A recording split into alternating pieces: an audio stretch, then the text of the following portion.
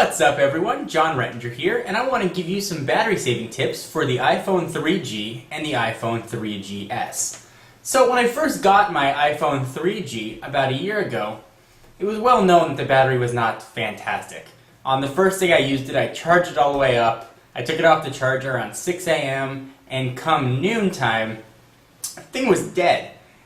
The next week, with the same amount of usage, now I was getting till 3 o'clock.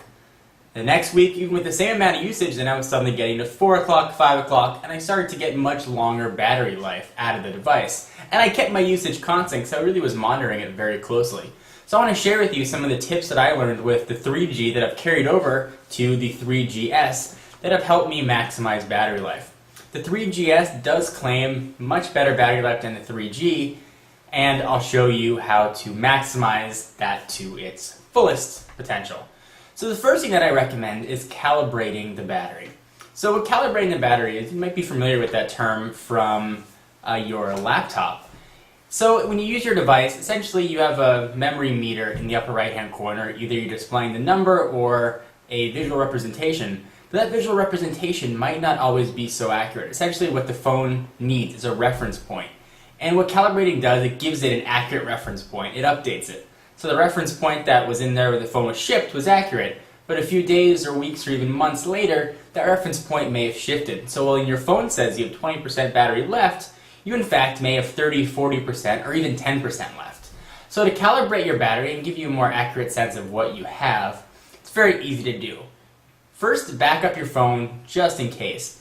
Use it until it dies. Wait till you get the 20% warning, the 10% warning, and then the thing will just shut off. Take your phone, plug it into the wall, and let it sit for a good 8, 9, 10 hours, up to 12 hours if you can.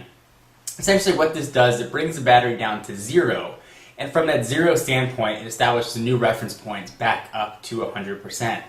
These new battery technologies don't really have memory, or at least you're not supposed to, but I have found that battery conditioning can also really help lengthen the life of the battery. And what all that means is just use your phone. You'll see that the first day you use your 3GS or your new 3G, that your battery life isn't going to be fantastic. Don't get discouraged.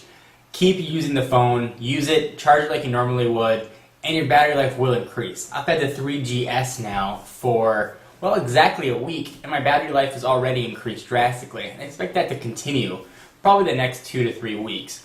So when I was telling you about my 3G, how it would last me till noon, by the time I finally gave it to my father last week, I can get a good day and a half out of the battery life. And that was just with conditioning and calibrating the battery probably every 3 or 4 months. So I hope that was helpful. Let me show you some other battery tips, saving tips you can do right on the phone. So let's go ahead and take a look down. So here is the iPhone 3GS, and these tips will work on the first gen iPhone and the 3G. So the first thing I can recommend, and really the thing that you can do to see the biggest increase in your battery life, is to change the brightness. So go to Settings, go to Brightness, and pull it all the way down, or at least to a level where you're comfortable at. I will say though that while I'm saying to do this, I generally keep the brightness up relatively high on my phone. It's turned down right now because the bright doesn't always show up best on the camera. But turning brightness down will definitely help with battery. Also, auto brightness, turn that on. That will automatically adjust the phone's, keep saying brightness a lot, but it'll adjust the brightness level to optimize your battery and for the environment around you.